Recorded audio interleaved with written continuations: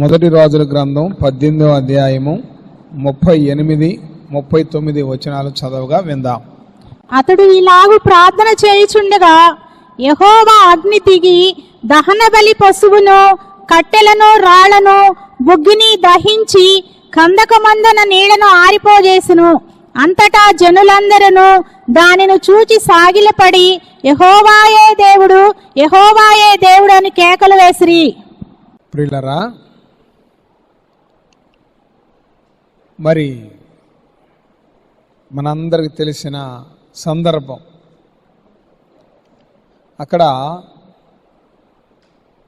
450 మంది బయలు ప్రవక్తలు, జీవము గల దేవుని పేరట ఏలియా అనే ఒక ప్రవక్త ఇద్దరు నిలబడ్డారు. అక్కడ ఉన్నటువంటి బలిపీఠమును, బలిపీఠం మీద అర్పింపబడిన పశువును, వాటి మీద పోయబడిన నీళ్లును, ఆ కింద కందకంలో ఉన్న నీళ్లతో సహా ఆరిపోయినాయి అని రాయబడింది. ఏమేమి పోసారంటే బాగా గమనించండి. పందెం ఏంటంటే, ఒక బలి పశువుని వధించాలి, దాని మీద నీళ్లు పోయాలి, అగ్ని వచ్చి ఆ బలిని స్వీకరించాలి. పందెం అది. ఒక బలి పశువుని వధించిన తర్వాత ఆ బలిపీఠం మీద 4 తొట్ల నీళ్లు పోయాలి.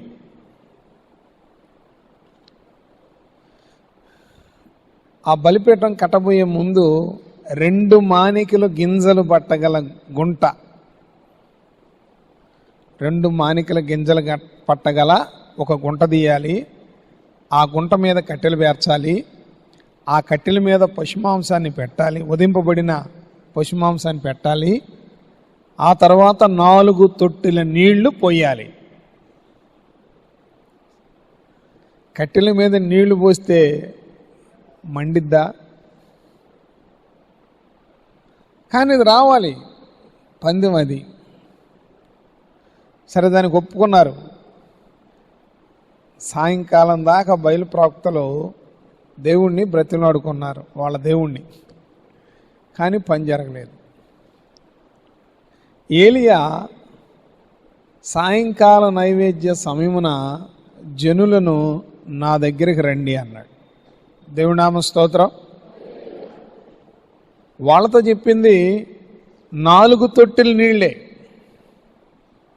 కానీ ఏలియా గారు 4 తొట్టెలు 3 సార్లు పోపించాడు. 4 మూళ్ళు 12 తొట్టెల నీళ్లు పోపించాడు.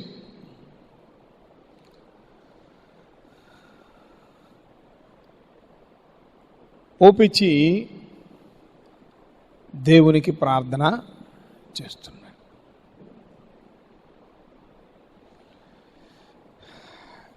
ఈరోజు దేవుడు మన ప్రార్థన ఆలకించాలి అంటే, ఈరోజు మనమే ఆయన అంగీకరించాలి అంటే, నువ్వు ప్రార్థన చేయబోయే ముందు నీకు నీ దేవునికి ఉన్నటువంటి రిలేషన్షిప్, సంబంధము ఏమిటి? మొదటగా నీ ప్రార్థనకు ముందు ఆ బంధుత్వాన్ని జ్ఞాపకం చేయాలి. దేవుడి నామ స్తోత్రం. నీవు దేవుడు ఏ సంబంధం కలిగి ఉన్నారు? నువ్వు అడిగితే ఆయన ఎందుకు చేయాలి? నువ్వు ఏ ధైర్యంతో ఆయన అడుగుతున్నావు? ఒకళ్ళని మనం అడగాలి అంటే అర్హత ఉండాలి. పనివాడు జీతమునకు కష్టపడి పనిచేశాడు, నా జీతం అయ్యా అని అడగొచ్చు. లేదు, అప్పు తీసుకున్నాడు, యజమానుడిగా అడగొచ్చు. కన్నబిడ్డ, తండ్రి అనే స్వతంత్రత అడగొచ్చు. అట్లాగే ఈరోజు దేవునికి మనం ప్రార్థన చేయబోయే ముందు నువ్వెవరు, ఏ హక్కుతో ఆయన అడుగుతున్నావు, ఏ సంబంధంతో ఆయన నువ్వు బ్రతిలాడుకుంటున్నావు? ఫస్ట్ వన్స్ దేవునికి నీకు ఉన్న సంబంధాన్ని గుర్తు చేయి. ఏలియా మొదట అది చేశాడు. నీ దాసుడనైనా నా ప్రార్థన నీ సెలవు లేకుండా నేను ఇది చెయ్యటం లేదు అని. ఇక్కడ దేవునికి ఆయనకు ఉన్న సంబంధాన్ని తెలియజేస్తున్నాడు. నేను నీకు దాసుడను. దేవుని నామ స్తోత్రా. ఏ హక్కుతో అడుగుతున్నాడు? నువ్వు నాకు యజమానుడు అయ్యా, నేను నీకు దాసుణ్ణి. నీ సెలవు లేకుండా, నువ్వు చెప్పకుండా నేను ఇది చేయటం లేదు, ఇది నా ఇష్టము కాదు.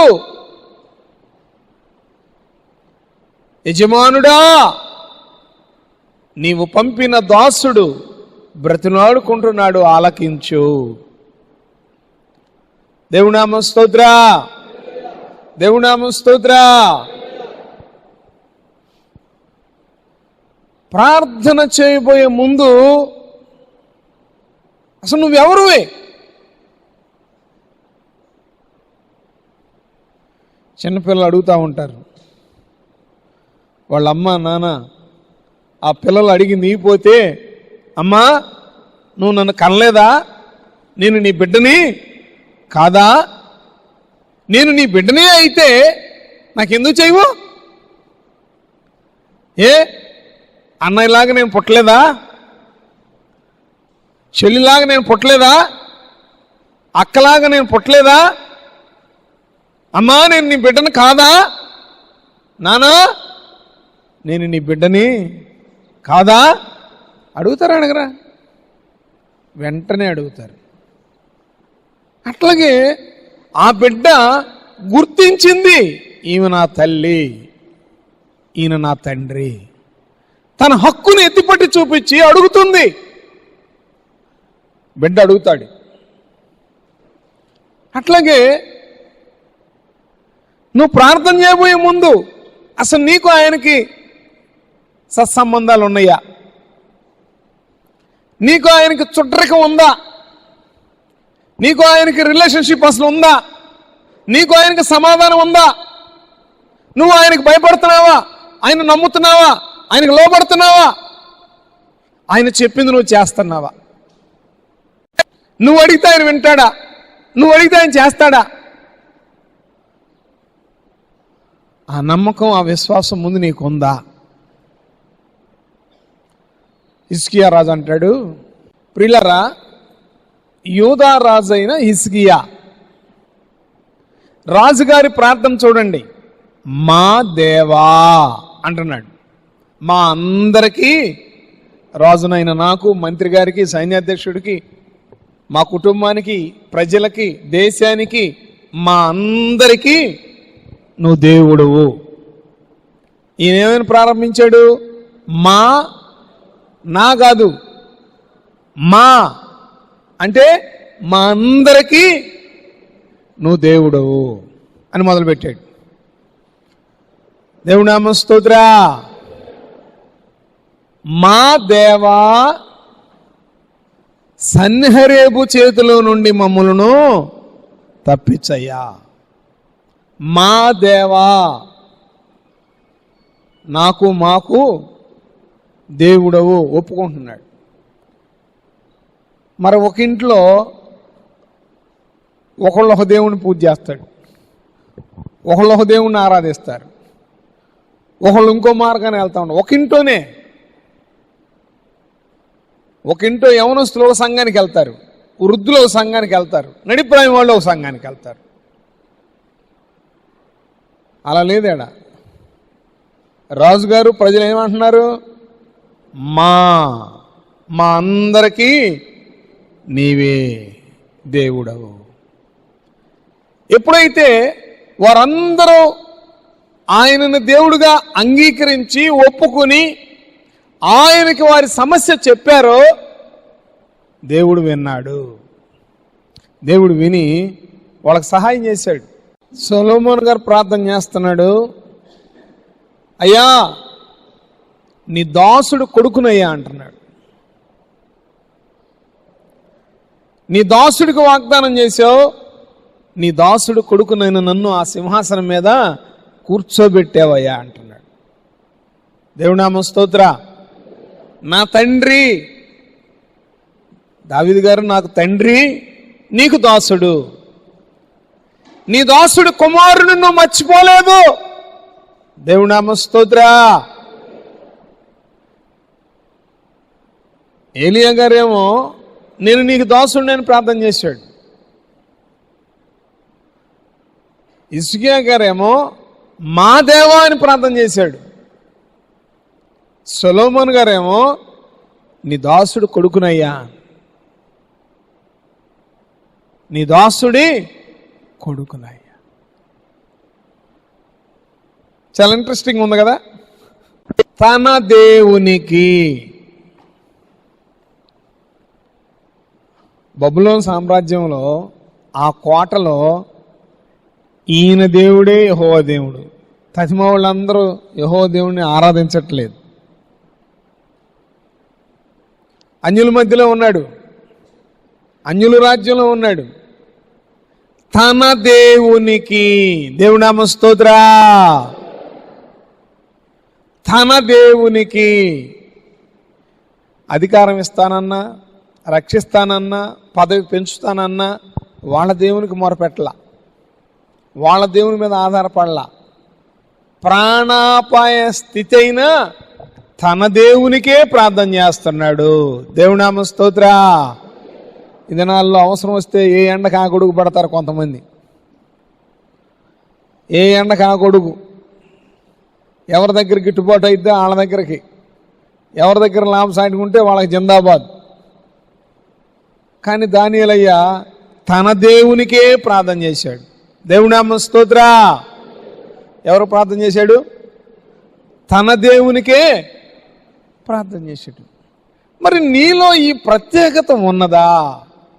యేసు ప్రభు వారు ఉన్నాడు, యేసు ప్రభు వారు కొడుకు, యేసు ప్రభు వారు కుమారుడు, నా తండ్రి అని ప్రార్థన చేశాడు ఆయన.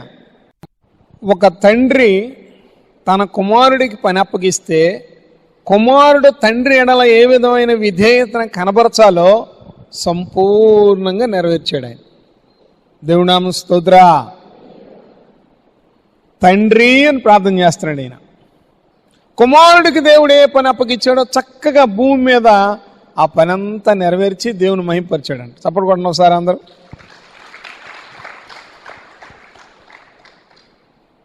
క్రీస్తునందు ప్రియమైన వాళ్ళరా,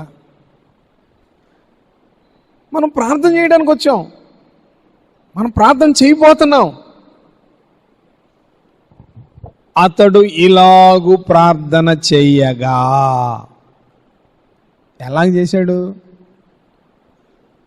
ముందు దేవునితో అతనుకున్న సత్సంబంధాన్ని ఎత్తిపట్టాడు. నీ దాసుని ప్రార్థన ఆలకించు అన్నాడు. దేవునికి దాసుడుగా తన్ను తాను ఎంతగానో తగ్గించుకుని దేవుణ్ణి అడిగాడు. దేవునామ స్తోత్ర. మరి అట్లాగే యోధారాజు గారు చెప్తున్నాడు మా దేవా. దానియేలు గారు చెప్తున్నాడు తన దేవునికి. సొలొమోను గారు చెప్తున్నాడు నీ దాసుడు కొడుకునయ్యా, నీ దాసుని కొడుకుని. అదేవిధంగా మరి యేసు ప్రభువు చెప్తున్నాడు నా తండ్రి నన్ను ప్రేమించి నన్ను నమ్మి నాకు అప్పగించిన పని సంపూర్ణంగా చేసి భూమి మీద నేను నిన్ను మహిమపరిచానయ్యా. మరి అట్లాగే దేవుణ్ణి నువ్వు ఎలాంటి సంబంధం కలిగి ఉన్నావు? నువ్వు దాసురాలువా, దాసురాలు కుమారుడువా, దాసురాలు కుమార్తెవా, సేవకుడువా, కుమారుడువా, భక్తుడువా, నువ్వేంటి అసలు? నీకున్న సత్సంబంధం ఏమిటి? అది నీకు తెలిస్తే ధైర్యంగా నువ్వు అడగొచ్చు. అది తెలియకపోతే, ఇప్పుడు మన అవసరం కోసం వెళ్ళామండి, మన చుట్టాలు ఒక ఉన్నతమైన పదవిలో ఉన్నారు, ఆ చుట్టాల దగ్గరికి వెళ్ళి ఏం చెప్తాం? అసలు అక్కడ దాకా వెళ్ళాం, గేట్లోనే ఉంటారు కానీ మేము వాళ్ళ చుట్టాలం అయ్యా అని చెబుతాం. గేట్లో నుంచే మొదలు పెడతావు. అమ్మ ఆగు, ఎవరు నువ్వు? అయ్యా వాళ్ళ చుట్టాన్ని అయ్యా నేను. అక్కడ నుంచి వెళ్ళంగానే ఇంకొక ఆయన ఆపుతాడు, ఆయన చెబుతావు, ఇంకొక ఆయన చెబుతావు, ఆఖరికి వెళ్తావు. అసలు ఆయన నేను గుర్తుపడకపోతే మీ నాన్న తమ్ముడి చెల్లెలి కొడుకును ఏదో ఇంతపాటు తీసి చెబుతావు. మొత్తానికి నీ రిలేషన్షిప్ ఏంటో గుర్తు చేస్తావు కదా. రైట్, మా బంధువి, కూర్చోయా అంటారు, నీ పనేంటో వింటారు, చూస్తారు, పంపించేస్తారు. అట్లాగే నువ్వు దేవుని దగ్గరకు వచ్చి నీ మనవి ఆయనకి చేసే ముందు ఆయనతో నీకున్న కనెక్షన్ ఏంటి? కుమారుడు తండ్రి మాట విన్నాడు, దానియేలు తన దేవుని మాట విన్నాడు, హిజ్కియా మేము నీ ప్రజలమని ఒప్పుకున్నాడు, ఏలియా నేను నీ దాసుణ్ణి అన్నాడు, సొలొమోను నీ దాసుని కుమారుణ్ణి అన్నాడు. మరి నువ్వు ఈరోజు ఏం ప్రార్థన చేస్తావు? అది తెలియాలిగా. ఇప్పుడు నేను చెప్పిన వాళ్ళు ఎవరు కూడా వాళ్ళ పరిధి దాటల, వాళ్ళు పిలిచిన పిలుపు పరిధి దాటల, అక్కడే ఉన్నారు. అక్కడుండి బ్రతిమలాడుకున్నారు, అక్కడుండి వేడుకున్నారు, అక్కడుండి వారి సమస్యను దేవుడికి విన్నవించుకున్నారు. దేవుడు వారి ప్రార్థన ఆలకించాడు, దేవుడు వారి ప్రార్థన అంగీకరించాడు, దేవుడు తక్షణమే వారికి జవాబు దయచేశాడు. నీవు నేను కూడా ప్రార్థన చేయడానికి రహస్యం మొట్టమొదటిగా నీకు ఆయనకి ఉన్నటువంటి సంబంధాన్ని జ్ఞాపకం చేయాలి. ముందు దేవుడి నామం స్తోత్రా. అయ్యా నువ్వు నన్ను పిలిచావయ్యా, నాకు ఈ వాగ్దానం చేసావయ్యా, నన్ను ఈ విధంగా వెళ్ళమని చెప్పావయ్యా, నేను సోన్సో ముందు ఆయనకు పరిచయం చేయాలి. దేవుడి నామం స్తోత్రా. ఆ తర్వాత రెండవదిగా మనం ప్రార్థన చేస్తున్నప్పుడు నా మనవిని వినినందుకు స్తోత్రం అని చెప్పాలి. నువ్వే ప్రార్థన అయితే చేస్తున్నావో నా మనవిని వినినందుకు స్తోత్రం అని చెప్పాలి. అంటే నా మనవిని వినినందుకు స్తోత్రం అంటే ఇక దాంట్లో అనుమానం లేదు, అల్పవిశ్వాసం లేదు. నువ్వు మనవి చేస్తున్నావు, ఆయన వినేశాడు, నువ్వు నమ్మావు. ప్రార్థనలో ఆ క్రమం ఉండాలి. ఇది యేసు ప్రభు వారి చక్కటి మాదిరిని మనకు చూపించాడు. ఒకవేళ నిన్ను బాధ పెడుతున్నారని వాళ్ళ మీద కోపం పెట్టుకోమాక, నిన్ను అవమానిస్తున్నారని వాళ్ళ మీద ఖర్చు పెట్టుకోమాక. ఇట్టగా నీ వ్యవహారం చూస్తా. అసలు నిన్ను అసలు ఎంత పని కను సైకి చేస్తే లేపేసేయచ్చు. చూస్తా చూస్తా ఆయన చూడండి నిన్ను, నువ్వు వీళ్ళని చూస్తుంటే దేవుడు నిన్ను. అందుకని మనలో కోపం ఉండకూడదండి. ఎంత నష్టపెట్టినా ఎంత ఇబ్బంది పెట్టినా మన కోపం అనేది ఉండకూడదు. దేవునికి అప్పు చెప్పేసి ప్రభువా నీ నామంలో వాళ్ళని క్షమిస్తున్నాను. ఇక ఆలోచన ఉండకూడదు, ఇక ఆలోచన ఉండకూడదు. ఆ విధంగా మనం చేస్తే తప్పకుండా దేవుడి సహాయము చేస్తాడు. నాలుగో మాట, ప్రార్థన చేస్తూ అడిగేటప్పుడు మనకే విశ్వాసం ఉండాలంట. నేను అడిగింది పొంది ఉన్నాను. దేవుడి నామ స్తోత్ర. నేను అడిగింది, ఇంతకుముందు చెప్పే ఒక మాట, నా మనవి వినినందుకు స్తోత్రం. అది దేవుని కనపరిచే మాట. ఇది మన విశ్వాసం సంబంధించిన మాట. నేను అడిగింది పొంది ఉన్నాను. దేవుడు ఇవ్వటానికి ఇష్టపడితే ఏ మనుషుడు దాన్ని ఆపలేడు. దేవుడు హెచ్చించడం ప్రారంభిస్తే ఏ మనుషుడు దాన్ని అడ్డగించలేడు. సార్వభౌమాధికారాలు ఆయనకున్నాయి. నువ్వు ప్రార్థన చేసేటప్పుడు ప్రియులారా, పొందియున్నాము అని నమ్మాలి. నువ్వు ప్రార్థన చేసేటప్పుడు ఏం నమ్మాలి? నేను అడిగేది పొంది ఉన్నాను అని నమ్మాలి. దేవుని నామ స్తోత్ర. ఈమె పొంది ఉన్నాను అన్నట్టుగా ఈ విశ్వాసం చూడండి. యేసుప్రభువు వారి గురించి విన్నదే. ఈమె విశ్వాసంలోకి వచ్చింది. కనీసం ఆయన వస్త్రపు చెంగు నేను ముట్టుకున్నా నేను బాగుపడతాను. అట్లాగే నేను ఈరోజు ప్రార్థన చేసిన నీ ప్రార్థన దేవుడు విని నీకు సహాయం చేస్తాడు. నువ్వు నమ్ము, దేవుని మహిమను చూస్తావు. దేవుని నామ స్తోత్ర. చేశాను కానీ నాకు అవుద్దంటావా? చేశాను కానీ ఇది జరుగుద్దంటావా? చేశాను కానీ అందరికి అవుద్దిగా నాకు అయిద్దా అనుకోకూడదు. పొంది ఉన్నాను అని నువ్వు నమ్మాలి. ఆ స్త్రీ చూడండి, యేసు ప్రభు వారి శక్తి సామర్థ్యాల గురించి చెప్పబడిన సాక్ష్యం వింది, విశ్వసించింది.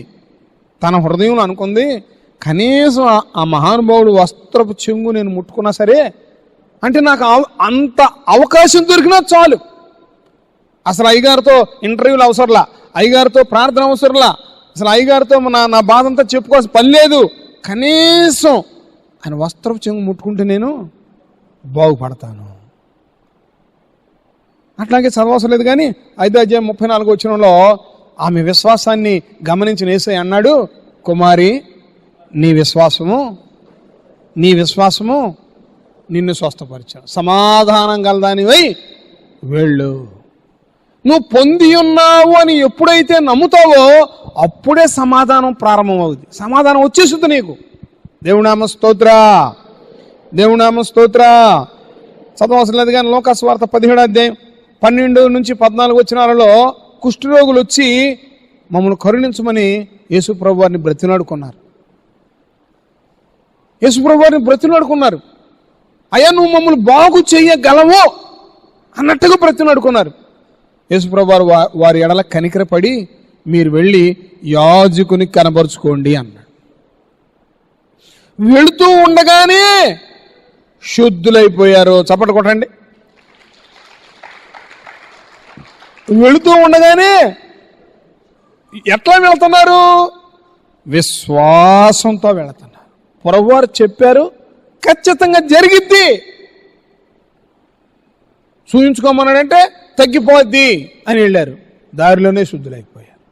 అదేవిధంగా అతడు ఇలాగు ప్రార్థన చేయగా, ఏలియా గారు ఏం చేశాడండి? అతడు ఇలాగు ప్రార్థన చేయగా ఆకాశము నుండి అగ్ని దిగి పశుమాంసమును, కట్టెలను, నీళ్లను, 12 తొట్లు నీళ్లు, 2 మానికల గింజలు పట్టగలిగిన గోతులు నీళ్లు, మాంసం, కట్టెలు అంతా కూడా బుగ్గిపోయిందంటండి. 2 మానికలు నీళ్లు పట్టగలిగిన గింజలు పట్టగల గొయ్యి పొడిదైపోయిందంట. 12 తొట్టెలు నీళ్లు పోస్తే అక్కడ ఏమీ లేదు. ఆ ప్రార్థన దేవుడు ఎంత అంగీకరించాడో చూడండి, ఎంత ఆలకించాడో చూడండి. అదేవిధంగా నేను ప్రార్థన చేయబోయే ముందు నీకు దేవునికి ఉన్నటువంటి బంధురకం ఏమిటి? ఆ రిలేషన్షిప్ నువ్వు దేవుని జ్ఞాపకం చేయి. ఆ తర్వాత ప్రియులారా, నా మనవి వినినందుకు స్తోత్రం అని చెప్పు. మూడవదిగా, నువ్వు ప్రార్థన చేయడానికి ముందు నీ శత్రువులను క్షమించు. నువ్వు క్షమిస్తే ఆయన క్షమిస్తాడు. నువ్వు క్షమించకపోతే ఆయన క్షమిస్తాడు. ఎవరైనా సరే, అమ్మా నీకెందుకు ఇదిగో పాష గారు ఆయన సంగతి నీకు తెలియదు, ఊరుకో, ఇంకేమైనా ఉంటే చెప్పు, ఆ మాట చెప్పమాక, నేను మాత్రం వాళ్ళని క్షమించలేను, వీళ్ళని నేను క్షమించలేను. అసలు ఉండకూడదు. నువ్వు ఎంతకాలం అట్లా ఆ కోపాన్ని, ఆ క్షమించలేని మనసు నువ్వు పెట్టుకుంటావో అంతకాలం నీకు ద్వారాలు తెరవబడవు. మీరు క్షమిస్తే నేను క్షమిస్తాను అంటున్నాడు. మీరు దీవిస్తే నేను దీవిస్తాను అంటున్నాడు. నువ్వు ఎప్పుడైతే దీవించే మనసు నీలో లేకుండా ఉంటుందో ఆయన కూడా నిన్ను దీవించే మనసు ఉండదు. ఆ తర్వాత పొంది ఉన్నాము అని నమ్మాలి. నేనేది అడుగుతున్నానో దానిని పొంది ఉన్నాను అని నమ్మాలి. ప్రియమైన వారలారా, మనం అందరం ఈ విధంగా చేస్తే, ఈ విధంగా బ్రతిలాడుకుంటే, ఈ విధంగా ప్రార్థనలో మెళుకులు తెలుసుకుంటే తప్పకుండా దేవుడు మనం ఆలకించి మనం అంగీకరించి మనకు కావలసిన తక్షణ సహాయం చేస్తారని, ఆయన నామాన్ని మహింపరుచుకుంటారని మనం చేస్తూ దేవుని మాటలు ముగిస్తున్నాను. తండ్రి అయిన దేవుడు ఆయన అమూల్యమైన మాటలు మనందరి హృదయాల్లో నీరుగట్టి ఫలింపజేయను గాక. అయ్యా, అనేక మంది నీ ప్రియ బిడ్డలందరినీ నడిపించండి నాయన. అయ్యా, అల్పుండా నన్ను మెరుగుపరిచి మీరు మాట్లాడండి ప్రభువా. అయ్యా అయ్యా అయ్యా అయ్యా అయ్యా బిడ్డలకు రావడానికి వాహనాలు దయచేయను ఆయన, క్షేమకరమైన ప్రయాణం దయచేయను ఆయన, సకాల గమ్యస్థానం చేర్చండి ఆయన, కుటుంబాల్లో సమాధానం దయచేయను ఆయన, ఐక్యత దయచేయను ఆయన, బంధకాల్లో ఉన్న వారు విడిపించయ్యా, బంధింపబడిన వారిని విడిపించయ్యా, ఆటంకపరుస్తున్న వాళ్ళు మార్చున ఆయన, అభ్యంతరాల ఆటంకాల నుంచి విడిపించిన ఆయన, పిల్లలను దీవించయ్యా, పరిచర్యను దీవించయ్యా, కుటుంబాన్ని దీవించయ్యా, అయ్యా పెద్దలను దీవించిన ఆయన, నా తోటి దైవ సేవకులను దీవించిన ఆయన, అయ్యా ఈ ప్రతిష్టత దీవెనలతో మమ్మల్ని నింపండి ఆయన. ఆశతో వచ్చారయ్యా, ఆసక్తితో వచ్చారయ్యా, మీరు దీవిస్తారని వచ్చారయ్యా, మీరు స్వస్థపరుస్తారని వచ్చారయ్యా, అయ్యా మీ ప్రేమను పొందుకుంటానికి వచ్చారయ్యా. అయ్యా విడిచిపెడతావా నాయన, ఒట్టిగా పంపిస్తావా నాయన, ఏడ్ని దేవుడు అంటారయ్యా, ఏమైపోయాడు నీ దేవుడు అంటారయ్యా. అయ్యో మా ప్రార్థన బట్టి కాదయ్యా, మా నీతిని బట్టి కాదయ్యా, మా భక్తిని బట్టి కాదయ్యా, మా ఉపాసాన్ని బట్టి కాదయ్యా, మా మంచితనాన్ని బట్టి కాదయ్యా, కేవలం మీ ఉచితమైన కృపను బట్టి మమ్మల్ని దీవించండి నాయన. మీ కృపను బట్టి మమ్మల్ని జ్ఞాపకం చేసుకోండి అయ్యా, మీ దయను బట్టి మమ్మల్ని జ్ఞాపకం చేసుకోండి అయ్యా. అయ్యా అయ్యా అయ్యా అయ్యా అయ్యా అయ్యా అయ్యా నాయనా నాయన, మీ మహిమను అనేకులు కనపరుచున్నట్లుగా, మీ ప్రత్యక్షత అనేకులు కనపరుచున్నట్లుగా, మీ నామాన్ని మహిపరచున్నట్లుగా నా పిల్లల్ని ఆశీర్వదించండి ఆయన, ఈ పరిచర్యను ఆశీర్వదించండి ఆయన. అయ్యా అయ్యా అయ్యా అస్వస్థ ఉన్న వారికి స్వస్థత ఇచ్చేను ఆయన, అప్పులో ఉన్న వారికి విడుదల ఇచ్చేను ఆయన, కాడిమాను మేకులు ఓడగొట్ట నాయన తండ్రి ప్రభువా, సంఖ్యలు అయ్యే బంధకాలు ఉన్నవారిని విడిపించున ఆయన, కృప చూపండి నాయన, కట్టబడ్డవాడిని పట్టబడ్డవారిని విడిపించిన ఆయన. ప్రభువా ప్రభువా బిడ్డలను ఆశీర్వదించయ్యా, బిడ్డల చుట్టూ అగ్ని కంచివేయి, బిడ్డల చుట్టూ అగ్ని కంచివేయి, రాతి గుండి తీసివేసి మాంసం గుండి ధరింపజేయవాడు నీవే. ఎంతమంది నా బిడ్డలను అవమానిస్తున్నారో మార్చండి ఆయన, ఎంతమంది నా బిడ్డలను హింసిస్తున్నారో మార్చండి ఆయన, ఎంతమంది నా బిడ్డలను గాయపరుస్తున్నారో మార్చండి నాయన, ఎంతమంది నాయన నా బిడ్డల లోకంలోకి తీసుకెళ్తున్నారో మార్చండి నాయన, ఎంతమంది నా బిడ్డల కాని మాటలు చెప్పి వారి మనసును పాడు చేస్తున్నారో అయ్యా మార్చండి నాయన. ప్రభువా ప్రభువా నీ మీద ఆనుకునే మనసు ఇవయ్యా, నీ తోడు చూసే మనసు ఇవయ్యా, నీ మీద ఆధారపడే మనసు ఇవయ్యా. తండ్రి సహాయం వచ్చేయను ఆయన, మీ కాపుదల కృప అనుగ్రహించిన ఆయన, మా అపరాధాలు మన్నించయ్యా, మా దోషాలు క్షమించయ్యా. అయ్యా అయ్యా అయ్యా అయ్యా అయ్యా అయ్యా అయ్యా అయ్యా అయ్యా అయ్యా అయ్యా నీకన్నా మాకెవరుండారయ్యా, నీకన్నా మాకెవరుండారయ్యా. ప్రతి బిడ్డను దర్శించయ్యా, ప్రతి బిడ్డ పట్ల గొప్ప కార్యాలు జరిగించయ్యా, ప్రతి బిడ్డ పట్ల గొప్ప కార్యాలు జరిగించయ్యా. ఈ దినం నాయన, ఈ దినం నాయన, ఈ దినం నాయన పలహారం ఏర్పాటు చేస్తున్న బిడ్డలను దీవించిన ఆయన, అయ్యా రాధాను దీవించిన ఆయన, చంద్రశేఖర్ను దీవించిన ఆయన, వారి పిల్లలను దీవించిన ఆయన, వారికి కలిగిన సంతోషంలో మేమందరం కూడా సంతోషించినట్లుగా ఏర్పాటు చేయబడిన పలహారాన్ని దీవించిన ఆయన, క్రీస్తు యొక్క ముద్రను ధరింపజేయండి ఆయన. మీ నామలు మీ పేరట గిన్నెడు చన్నీళ్ళు ఇస్తే ప్రతిఫలం పొందక మారని మీ లేఖలో రాయబడిన ప్రకారం నాయన సిద్ధపరిచిన కుటుంబాన్ని దీవించండి. ఈ మధ్యాహ్న కాల సమయంలో అన్నిడైన కొన్నేళ్ళు ప్రార్థన ఆలకించిన రీతిగా మా అందరి ప్రార్థన ఆలకించి మమ్మల్ని దీవించి ఆశీర్వదించి వర్ధిల్లింపజేయమని ప్రభువును ప్రియరక్షకుడైన యేసుక్రీస్తు వారి దివ్య నామమున బ్రతిలాడి వేడుకొని పొంది ఉన్నాము తండ్రి. ఆమేన్ ఆమేన్ ఆమేన్.